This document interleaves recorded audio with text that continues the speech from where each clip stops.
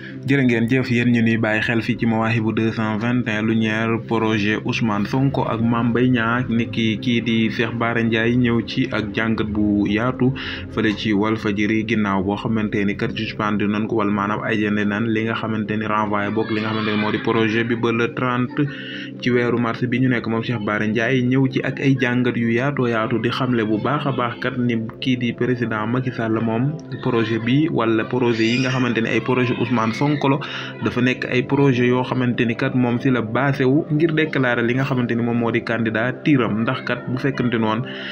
maanaam day xaarandi daal ndax lan mooy tukkee ci àtte yi ñuy teg ci Ousmane Sonko bu fekkente ni dafa nekk loo xamante ni day tere kii di Ousmane Sonko présenté wu ci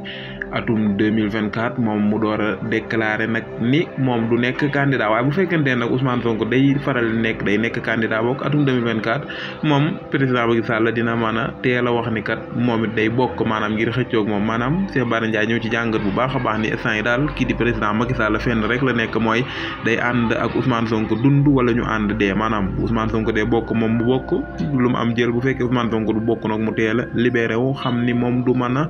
bokk muy jàngat bu am solo xamante ni kii di Cheikh Bara Ndiaye ñëw na ci waaye mu ñëw bu baax a baax itam di dal ci kaw kii di président Macky Sall ni moom kat xamul justice ay xeer rek la xam ndax kat loolee mooy li nga xamante ni moom la jàng te xamul ni dossier bi lu mën a tee Ousmane Sonko nekk candidatum 2024 nekku ci ndax kat moom wala boog juge bi ñu ngi dàqandi li nga xamante ni mooy audience bi li 15 jours te liirul sax li nga xamante ni mooy certificat médical bi nga xamante ni moom la moo jóge hôpital ndax certificat médical ba lu ëpp 15 jours nekku ci mu ne bu fekkee loolee moo ci nekk bu boobaa mën na am sax du amaat le 30 bii di ñëw moom Cheikh Bara Ndiaye di xam le baax ni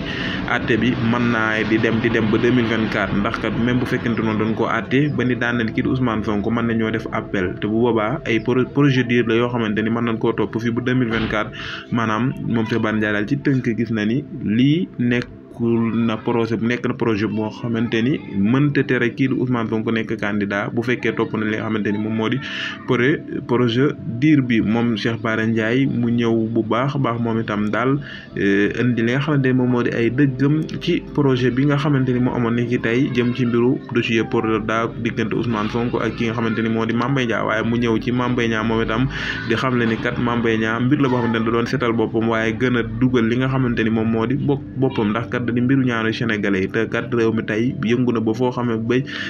ñu bërëb liggéeyukaay yu bëri def nañ sax li nga xamante ni moom moo di tëj ngir bañ rek koo xamante ni daf ko yaa xamul loolee li ko waral mooy nit koo xamante ni da doon seetal boppam ba gën a taxal li nga xamante ni moom moo di boppam waaye ñu jeexle ak Mame Mbaye Niang ginnaaw boo xamante ni dàq nañ li nga xamante ni moo di projet bi mu def benn déclaration bu ndaw moom Mame Mbaye Niang teg nit ay tuuma ci kaw kii di Ousmane Sonko di xam le moom Mame Mbaye Niang ni lii am lii lépp daal nekkul dara lu dul bañ rek àtte bi am waaye lu mu yàgg àtte bi dina am moom Mame Mbaye Niang mu tëkk bu baax a baax xam le ni daal yàgg incha allah